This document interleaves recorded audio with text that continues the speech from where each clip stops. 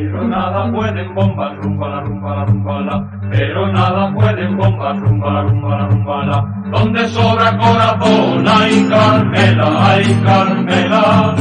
Donde sobra corazón, ay Carmela, ay Carmela. Contraataques muy rabiosos, rumba la rumba la rumba la. Contraataques muy rabiosos, rumba la rumba la rumba la. Deberemos resistir, ay Carmela, ay Carmela. Deberemos resistir, ay Carmela, ay Carmela. Pero igual que combatimos, rumba la rumba la rumba la.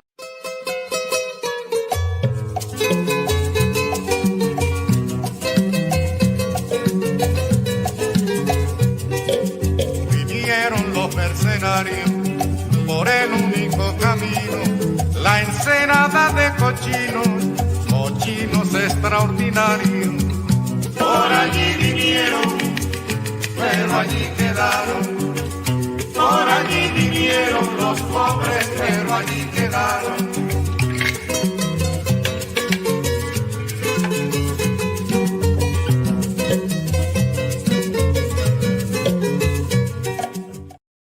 Olá, bem-vindos a mais uma atividade desse sexto Salão do Livro Político, que iniciou no dia 24 de setembro e termina hoje, 3 de outubro de 2021, domingo. Eu sou Ivana Jinques, uma das organizadoras do evento. Com o tema Livros que Gritam, o Salão do Livro Político conta com a participação esse ano de 68 editores independentes. E é uma realização da Boitempo, da Autonomia Literária, da Anita Garibaldi e da Alameda, com a PUC de São Paulo. E conta com o apoio da Fundação Rosa Luxemburgo, João Agabeira, Perseu Abramo, Maurício Grabois e Astrogildo Pereira. E também com o apoio da Casa Rex e das editoras do Sesc, Estação Liberdade e Perspectiva. Nós tivemos um curso sobre o fascismo e uma série de debates e entrevistas com alguns dos autores mais importantes na defesa de uma sociedade mais igualitária.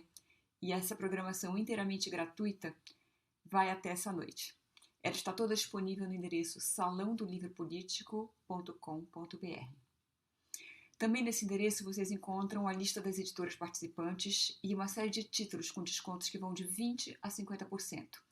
São livros que gritam por democracia, por justiça social, contra o fascismo e a ultradireita. Esses descontos estão no site das próprias editoras, já atribuídos no valor dos livros, ou através do cupom VI Salau, tudo em caixa alta, sexto salão em romano.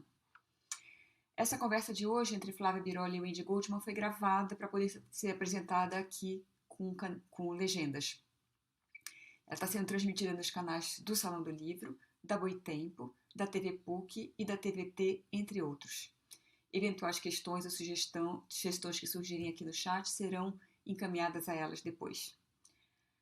Esperamos que vocês gostem desse debate, que se inscrevam no canal do Salão do Livro, que difundam vídeos e livros por um mundo melhor e que prestigiem a edição independente. A programação segue e termina hoje à noite com uma conversa sobre a uberização do trabalho.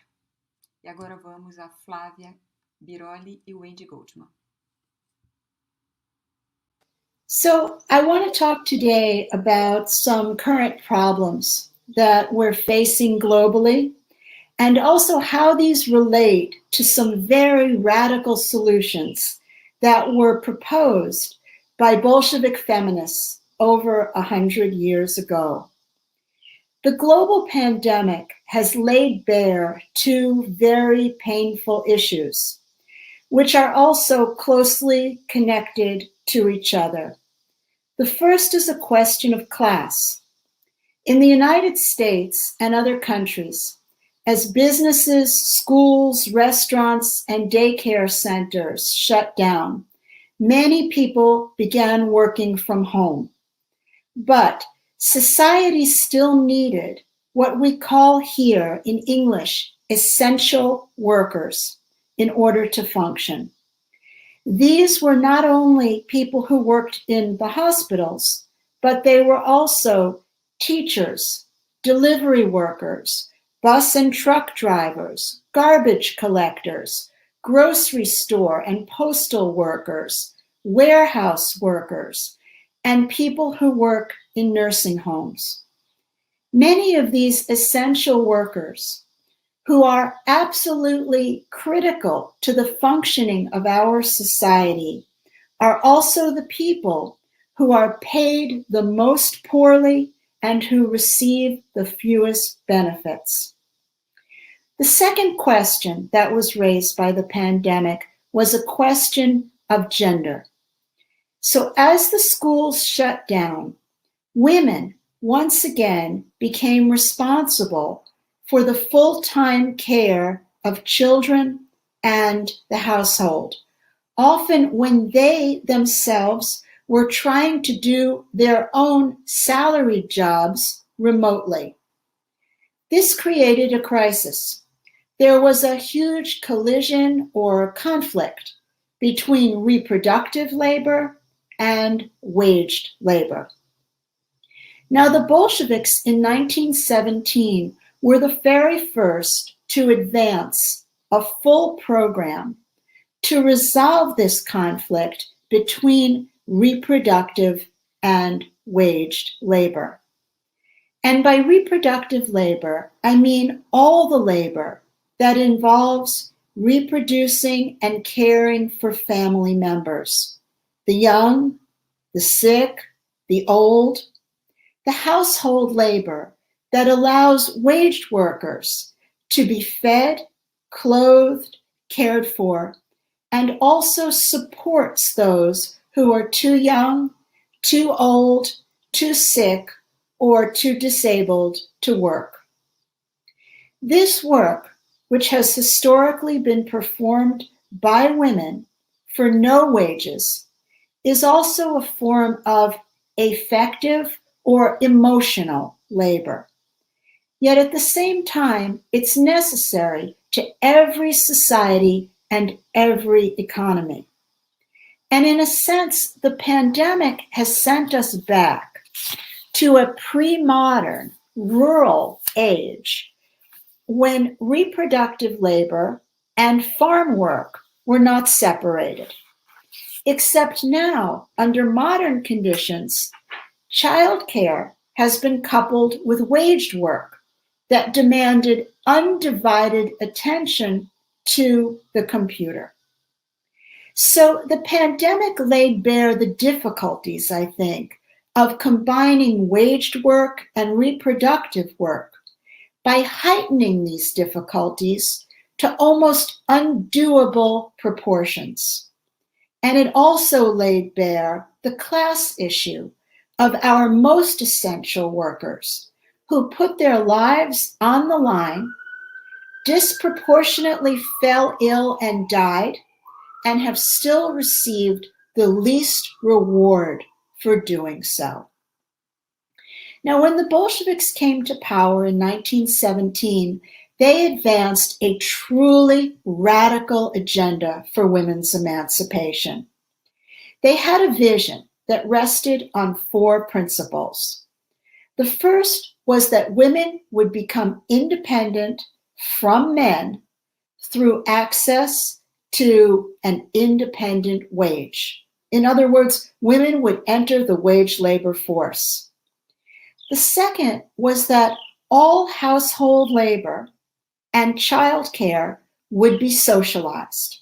And I'll talk a little bit more about that in a minute.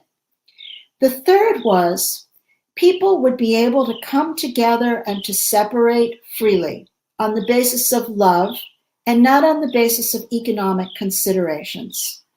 So if people no longer wanted to stay together, they would be free to separate. Everyone would have access to an independent wage, children would be fully supported, and people could come together and separate according to their emotional feelings rather than economics.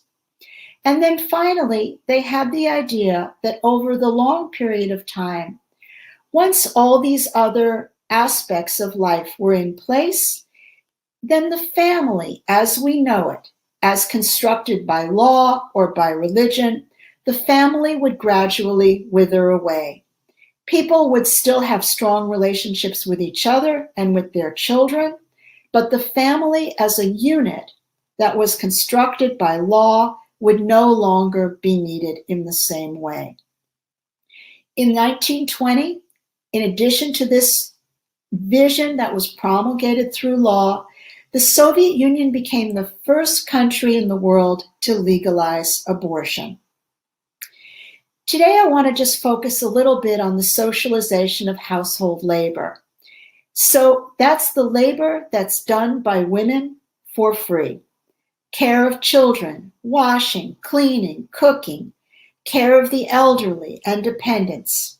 The idea of the Bolshevik vision was that all of this work would be transferred to the larger economy to be done by waged workers for good wages. People would be able to eat in neighborhood dining halls, they would use laundries, there would be good quality childcare centers, and the people who worked in these establishments, men and women, would be respected and they would receive good wages. So the labor that had been done by women for no wage would be recognized as critical to society. This dream was only partially realized in the Soviet Union. In the 1920s and the 1930s, it could not be fully supported in the context of an underdeveloped, very poor, largely peasant country.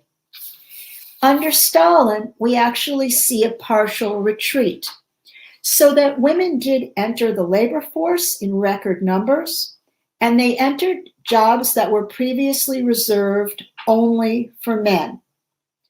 Feminist activists formed what they called at the time regendering brigades.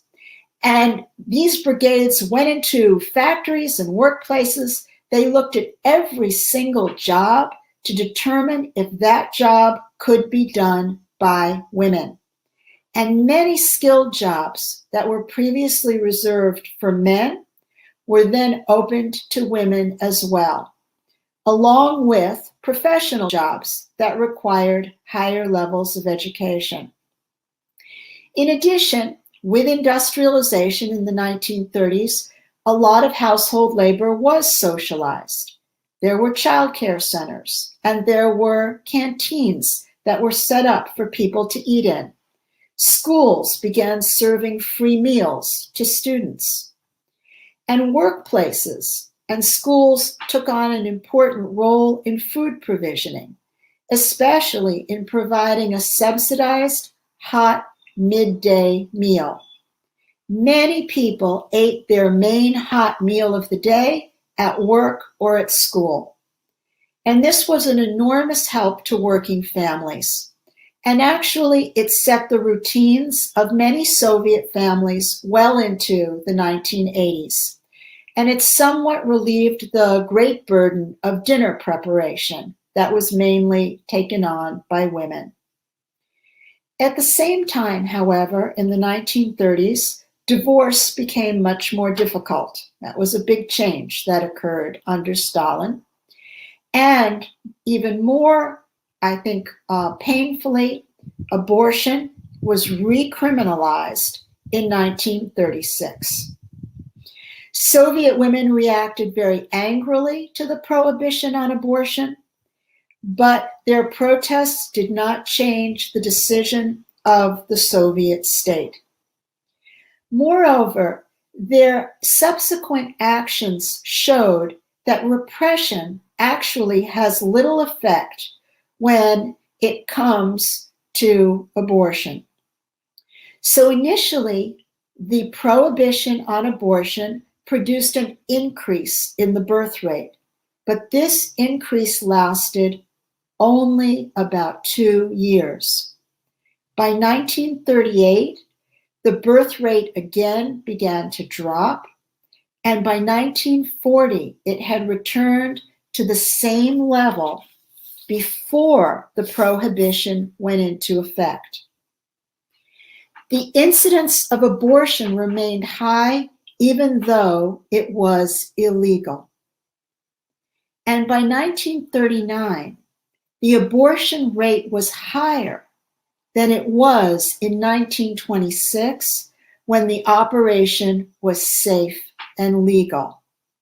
The death rate from illegal, botched abortions soared as women went back underground to access illegal abortion. Abortion was then re-legalized in 1955 after pressure from women, doctors, and health officials. But now, 100 years later, the abortion battles are still not over. They're not over in Russia, they're not over in Brazil, and they're not over in the United States. The state of Texas, for example, has just passed a new law criminalizing any abortion that's done after 6 weeks, which makes abortion almost impossible to get because the vast majority of women don't even know that they're pregnant at 6 weeks. Soviet feminists, I think, had a lot to teach us, but there are still old battles that need to be fought again and new problems which need new solutions. And just let me give one example of this. A lot of reproductive labor now in richer countries is being done by migrant labor from women in poorer countries. So women from the global South come to the United States and other wealthier countries, and they work in nursing homes for the elderly, as cleaners and domestic servants, and as nannies for wealthier families. They're forced to leave their own children behind so that they can send home wages. They're paid poorly, they work long hours. This is not a just or a fair solution to the conflict between reproductive and wage labor. So the pandemic has raised the question, why are the most essential jobs in society the least paid and receive the worst benefits? Why is reproductive labor so devalued under capitalism? I think we can find some partial answers in the wonderful work that was done by Soviet feminists so long ago, but globalization, mass migration, women's entrance into the labor force now creates new problems, and I think these will need new solutions.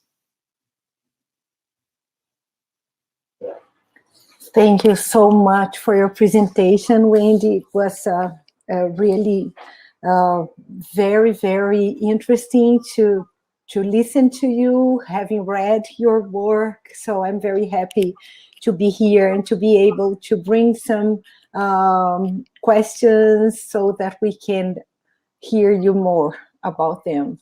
So it's really fascinating to think that these issues, these problems that are so acute now with the pandemics, they have been approached from different perspectives along human history.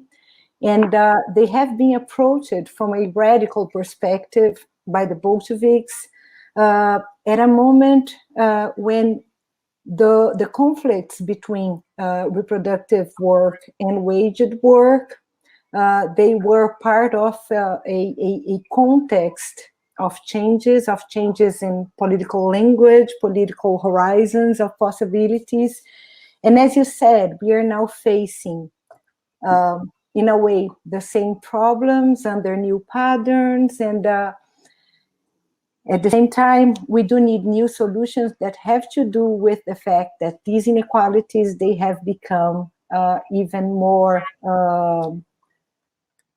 crude, maybe nude, if we think of gender relations of labor and now the pandemic.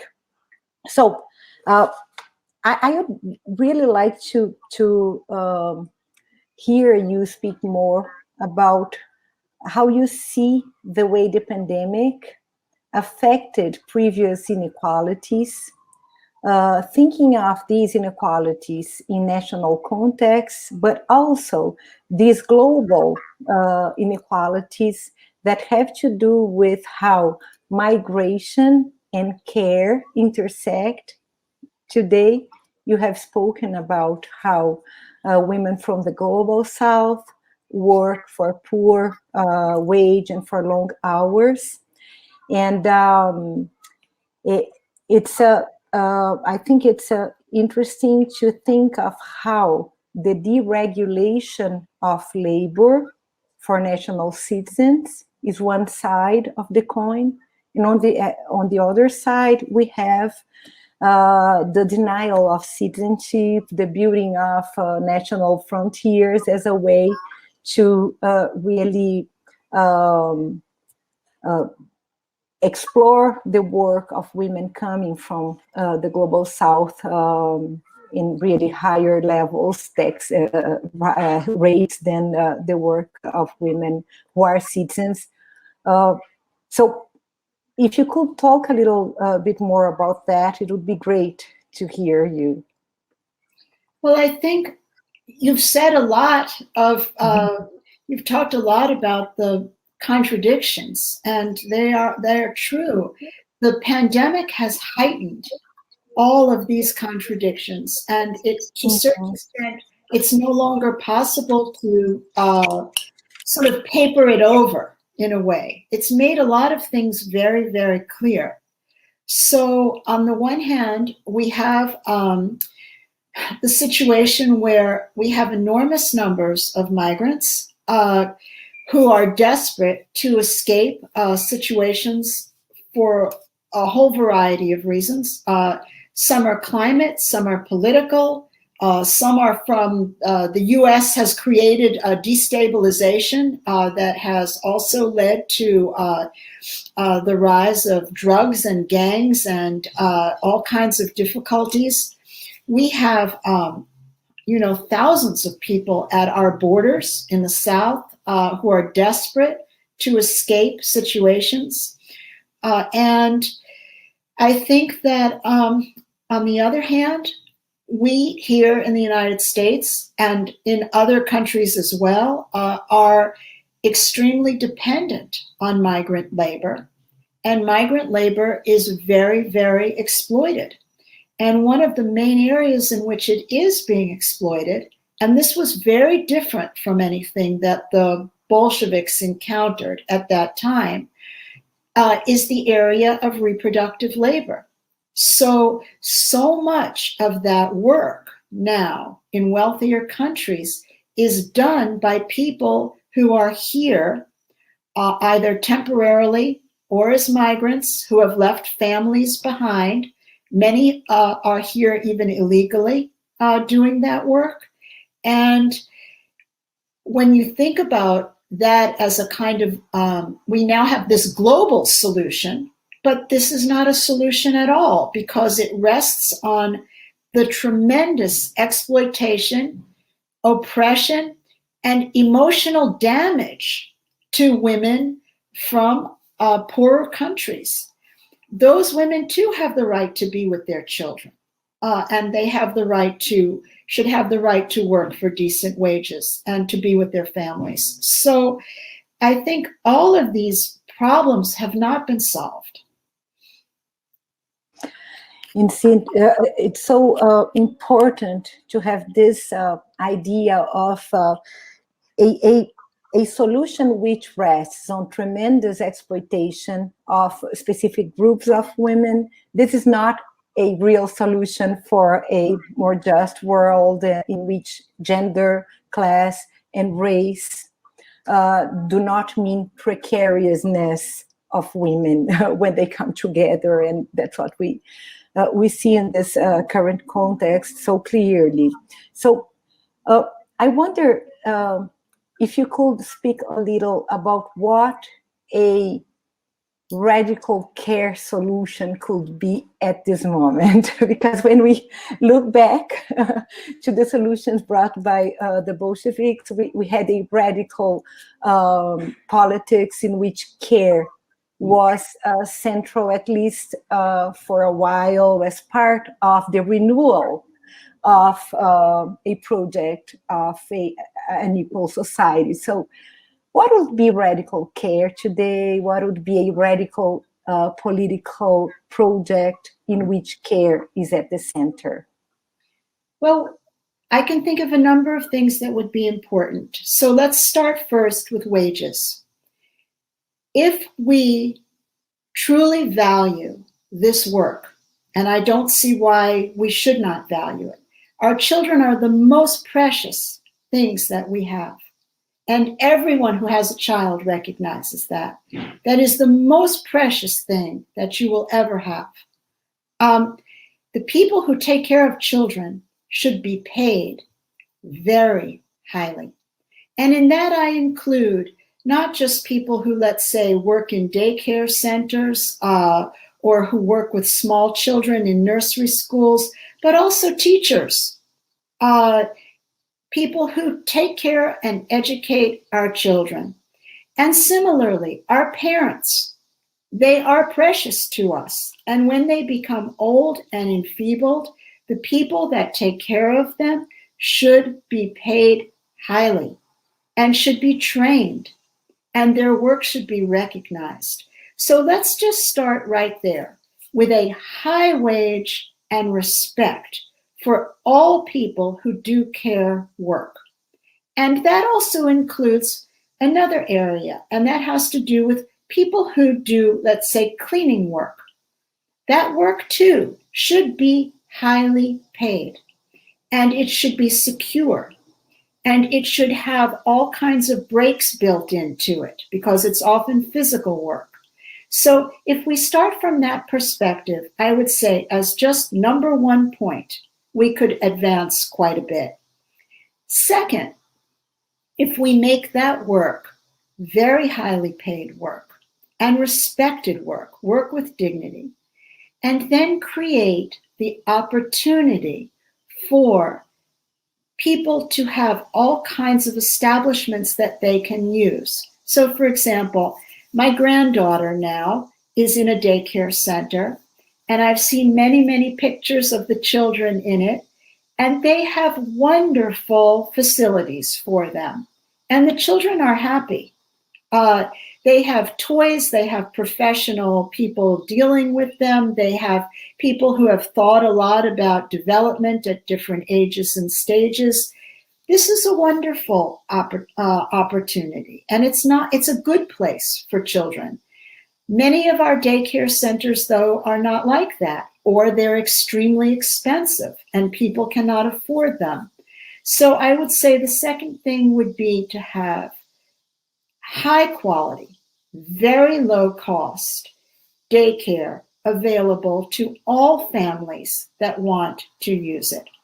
It should be close to home, and there should be a close relationship between the parents who are using the center and the people that are working there, something that's very easy for people to use.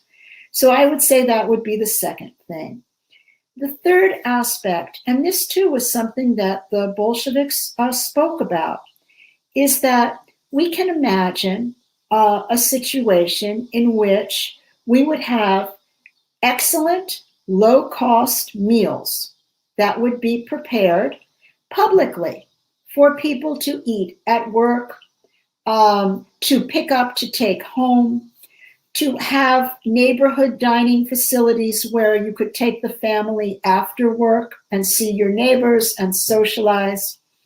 I have a colleague who grew up in Hungary, and he told me that his mother often would take him and his brothers and sisters to eat in a dining hall after work. And he said that he used to love to go. He saw lots of friends and neighbors, but more importantly, she worked, and it was possible for him to spend time with her when she wasn't tired, stressed out, angry, and upset. And I think that's something too that, you know, if we had that, it would make a huge difference. So these are just a few possibilities here. But I think if we started there, we could realize a lot for people.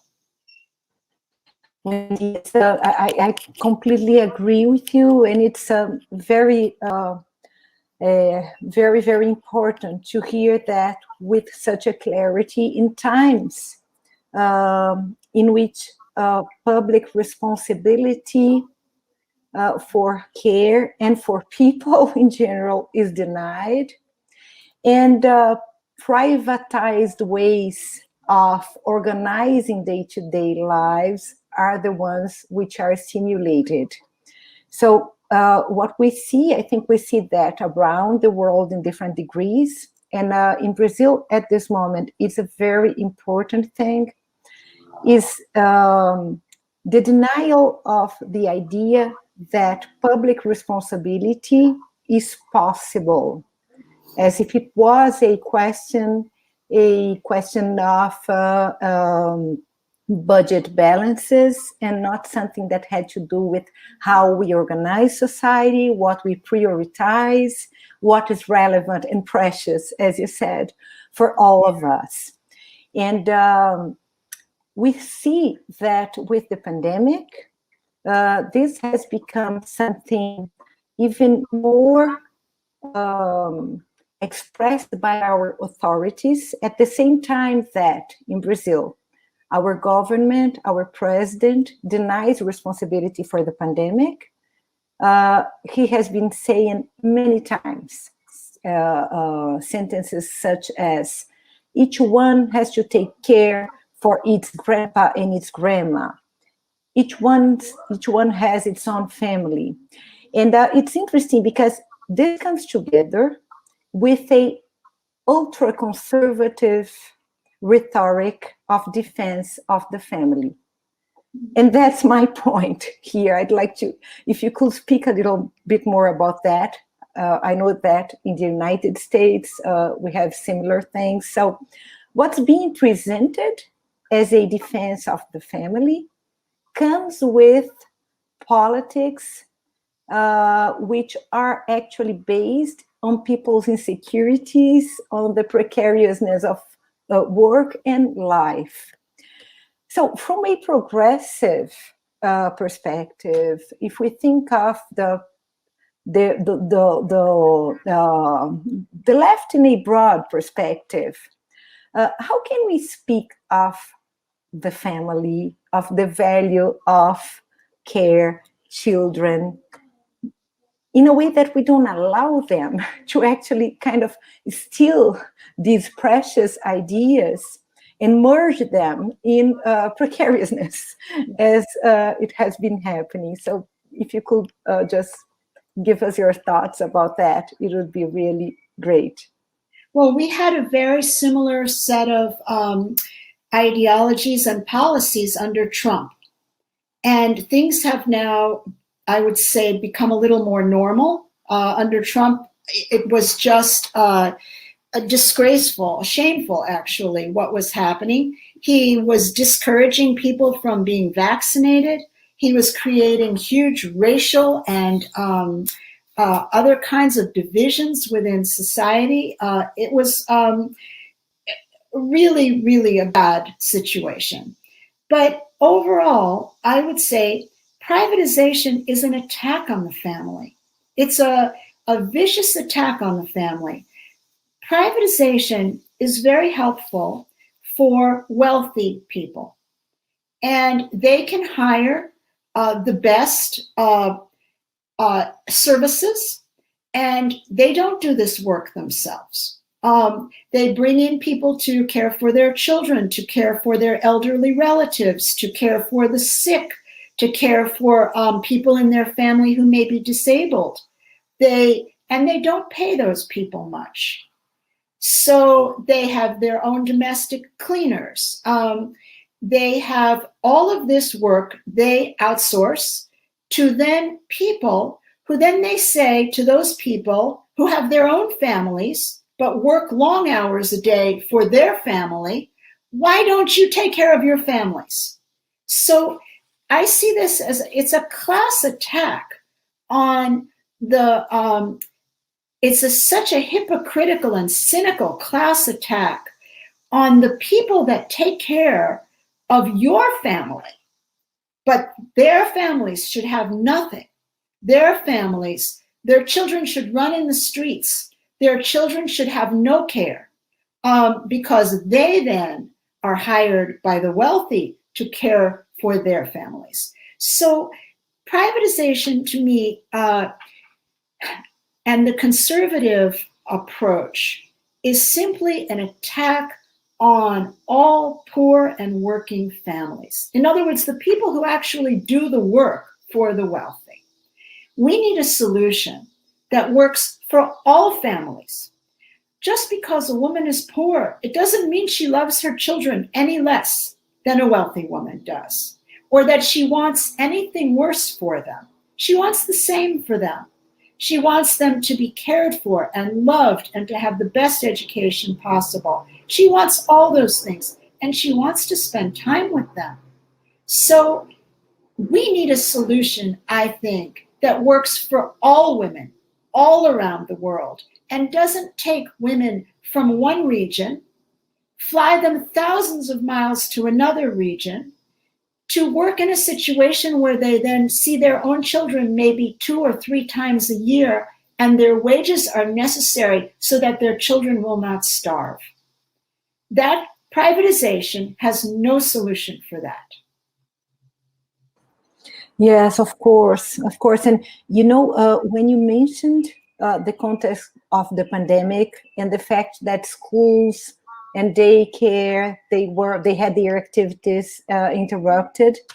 I don't know if you've heard about that, but Brazil was the country of the world in which a greater number of children and teenagers had no school, not remote or presential school, between March 2020 and February 2021.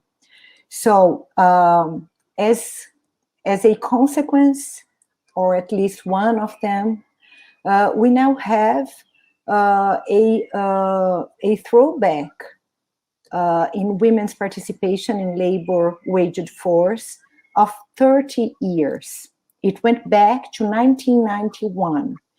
And I keep thinking of how these women, it's not only that they lost their jobs, they couldn't keep them, or they couldn't try to look for another job. So in a way, it's as if they were put between a very hard choice. They could either take care of their children who were not going to school, who did not have someone to care for them, or work and bring the resources they need to raise their children. So it's not actually a real effective alternative, because they do need to work, most of them. So I think how caring for children brings with it a cost, which makes women, poor women in Brazil, Black women, live in a very precarious situation. And I think of how this is materially, it's precarious in material terms, but also kind of in existential terms, because as you said, they are seen as irresponsible mothers anyway. If they go to work and leave their children uncared, they will be seen as irresponsible. If they do not work, like waged work, and to bring money home, they are still seen as irresponsible in some way. So shouldn't we discuss responsibility in other terms, from other perspectives?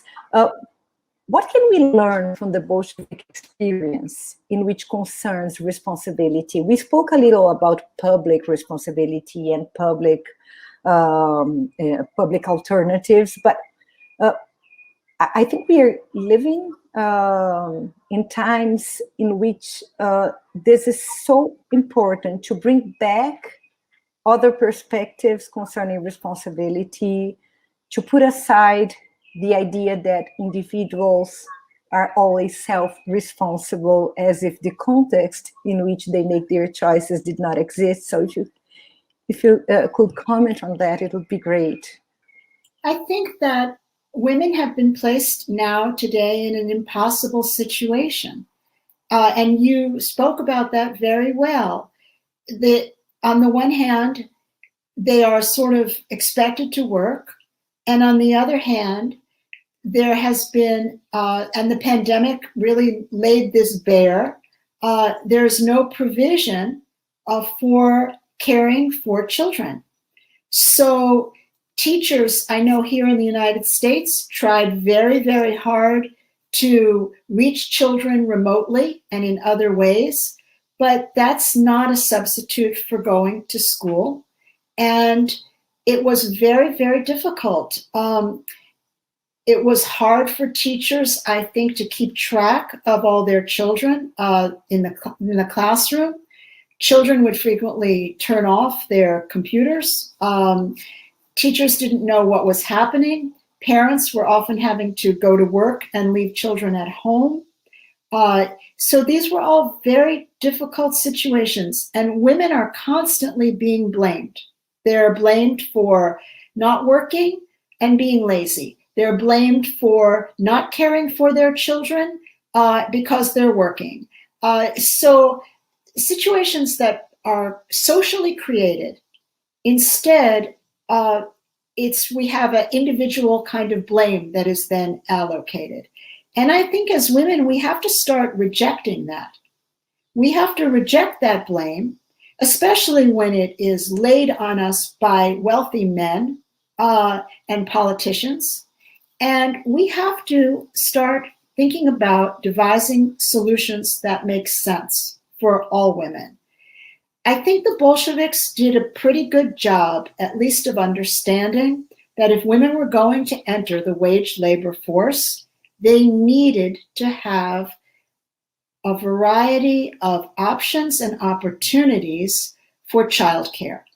And there were all kinds of childcare situations that were created. So, for example, during World War II, when men went off to war and women entered the factories, all women were working in some way, there were childcare centers that functioned 24 hours a day as women worked various shifts.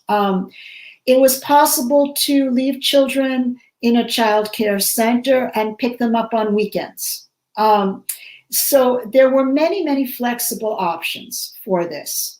There were also options, and this of course was true after the war, because during the war it was a crisis situation, but after the war there was good maternity leave. I think many women want to spend time with their babies after they're born. In the United States, people have 3 months of unpaid maternity leave. That's ridiculous. A 3-month-old should be with the mother. And I think that we could do much better with this. I don't know what the laws are in Brazil, but again, I think that you asked me about solutions. I think it would be wonderful if both parents actually could have maternity and paternity leave, maybe up to 3 years old, 3 years of this between them, so that they could spend time with young children and then come back into the workforce at the same level, the same job that they had before, and also be able to put children in high quality care at any age where they wanted to, for any number of hours. So this would make a huge difference. But these are solutions that I think have to be public. And frankly, I cannot imagine them being adopted under societies where the main motive is profit. Under that kind of a situation, I think only the wealthy are going to have opportunities to be able to work, live comfortably, and to feel as if they don't have to worry about their children. Yes, of course. And you asked about the laws in Brazil. Yeah. We have the right to paid leave for mothers for 4 to 6 months. it depends on the kind of employment, and only 1 week for fathers. But effectively, this is not available to every woman and man because we have a very high level at the moment of informal work. So, the unemployment rates now in Brazil are over 14%. Among Black women, they reach 21%. And among the employed, the waged workers, we have a very high percentage of informal workers, and this has been actually growing with the pandemic. So this means that the law is not really effective for most people. And this has to do with the fact that maternity can be a kind of burden, at the same time that women are really judged different according to their race, their class, but what we see is that they live motherhood in ways that have to do with what they have available, their context, their conditions. And when we speak of how motherhood is differently experienced, we could think of abortion as well, right, Wendy? So you mentioned the new Texas law and the situation in the States. And in Brazil, abortion is a crime except for 3 situations: when the pregnancy is the result of violence, of rape, when there is a risk of death for the mother, and when there is fetal anencephaly. These are the 3 exceptions to the criminalization. But what we see now is a very open attack against the possibility for women to be able to have an abortion under these 3 cases. Yeah. So this is, it's interesting because there are no effective conditions for mothers to take care of their children, but at the same time, there is a real backlash against the possibility of abortion in cases which are actually part of our laws. So how do you see this backsliding in the conditions to be able to get an abortion in the United States, and all these disputes concerning reproductive rights around the world today? Why is this going on under these patterns? What do you think? I think part of it is due to the religious right wing. What's interesting about that, though, is that, the Catholic Church, at one point, up through the Middle Ages, actually believed that abortion was okay before quickening. In other words, it was before the mother could actually feel the fetus. Now we're at 6 weeks. They are just trying to chip away more and more and more at this right. So partly I think it's the extreme conservatism of religious authorities, but I also think it has something to do with control.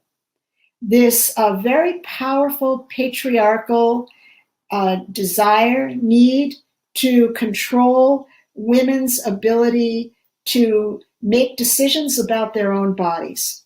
There is something very threatening about that to patriarchy. And in a way you can see why, because that ability to make a decision about whether or not you will bear a child is fundamental to women's independence, autonomy, and very selfhood. It is the most fundamental right. The idea that women should be forced to bear children is something that goes against, I think, what every woman knows in her heart to be wrong. Because women know that it's not just a question of carrying a child, but they also think to themselves, how will I care for this child once it's born? So the joke here in the United States is that the right-wing politicians believe that life begins at conception, but it ends at birth. In other words, once the baby's actually there, they couldn't care less about whether that baby is cared for, who will care for it, how it will be cared for, whether it will grow up in poverty and need with a mother that cannot care for it. None of that matters. What matters is the fetus. And that's crazy. So, we're still fighting these battles now. It's 100 years later, and we're still fighting this battle. Yes, it's what we have seen in Latin America and in Brazil in particular is a backlash in which the right to an abortion is at the center, as it was prior to this backlash. But now we really see a reaction against any attempt to think of gender roles in a equal way. Like the fundamentals of gender equality are being put in check. But at the same time, fortunately, these debates, they are now everywhere. Wendy, in Brazil, in Latin America, feminist movements have been very capable of setting this agenda in a radical critical perspective with the feminist strikes and the fight against violence. So it's interesting to see how resistance is bringing a critic of violence together with a critique of capitalism, and reproductive rights are, of course, at the center of this fight as well. So, but if you allow me a last question, I'd like to ask you if you could give us some comments on a very different thing. I'm part of a Brazilian network of, sorry, let me start again because they are going to edit, so it's fine. So, Wendy, I'm part of a Brazilian network of women scientists in Brazil. And we are trying to make women scientists' work more visible, and at the same time to approach in critical ways the very difficult patterns of accommodation between academic work, productivity, and family, motherhood, dimensions of life which have to do with reproductive work, social reproduction. So I know we are in many ways in a very privileged role perspective in terms of class, but gender does make a difference in academic life. So would you have any comment concerning that? Do you think that this radical approach that we have been learning from the Bolsheviks could tell us something about how we could deal with sexism and this distance between reproductive work and academic work nowadays? This is a very difficult question, and it's really hard for women. I mean, it's hard for women academics, and I can speak about this personally. I raised 2 children at a time when I was trying to get tenure and to become, a full part of my department. When I first began working, there were not that many women in the universities and in academia. And I think it was even harder for women in the sciences because they had to spend long hours in the labs. And as a result, it was very hard for them to combine science work with motherhood. As a matter of fact, my closest friend in college, she was remarkable. She got a PhD in biology. She got a very, very good job in a university after she got her PhD, and she had funding for an elaborate lab. She was expected to spend 12 hours a day in that lab, 6 days, 7 days a week, and then she had a baby. And she ended up having to leave the sciences. And I think things maybe are better for women now, but it was really, really hard. So I think the only solution here, and I would say, I think things are getting better, at least from what I have seen at my university among the younger men, is that men are taking on more responsibilities to allow women, I think, to do the kind of work that is required in the sciences.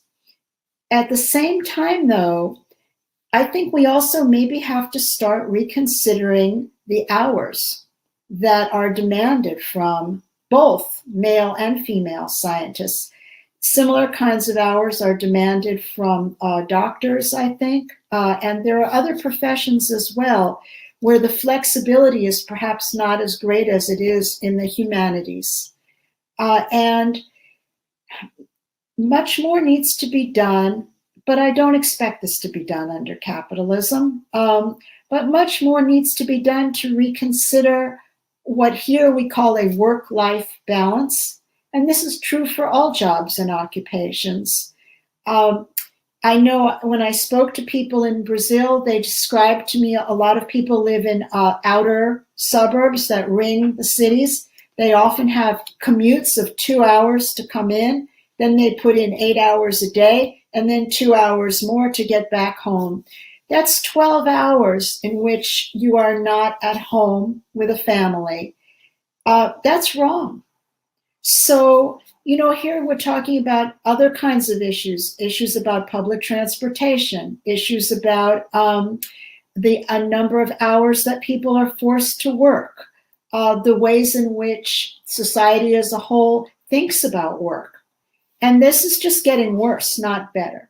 The expectations for work, I think, in every single area, from manual work all the way through mental work, is just that you should be involved with work 24 hours a day. And that's not a prescription for a healthy life for families or for women or for men or for anybody.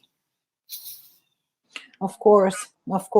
And if you think of how this connects to waged domestic work, because many of us around the world then end up having to rely on paid domestic work of other women who are generally poorly paid, Black women. So I'm saying, and generally that's how the arrangements are in a country like Brazil, not because of immigration, because of internal inequalities and how they end up producing a gendered division of work, which is racialized and of course has to do with class inequalities as well. So Wendy, I want to thank you very much. I think we have spoken of many issues, and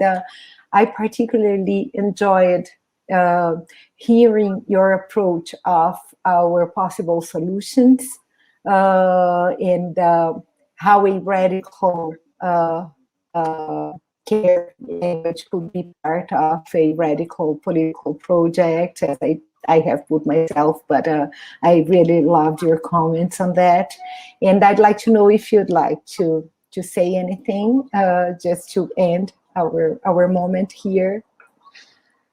It's my hope that women everywhere will organize, because you and I, Flavia, can talk and we have ideas, and ideas are important. And I hope people will hear our ideas. But the truth is, until we all get together and really make it impossible for the system to move forward without us, to organize together, to organize collectively, I don't think that much is possible. Nothing will be done. And women will continue to suffer in all kinds of ways. So I take heart in the fact that you're a member of an organization of women scientists, and especially all of the young women everywhere who are organizing around the abortion question and around other issues too. I do feel that there's so much energy now and so much, women have tasted freedom. And I think that once you taste freedom, it's very, very hard to go back from that. So it's my hope that we will see a lot of organizing in the years to come. Thank you very much, Wendy. So, and thank you. Thank you for your questions. And I have enjoyed our conversation a great deal. Oh, I've enjoyed a lot our conversation as well. Thank you. Yeah. Okay, so now I think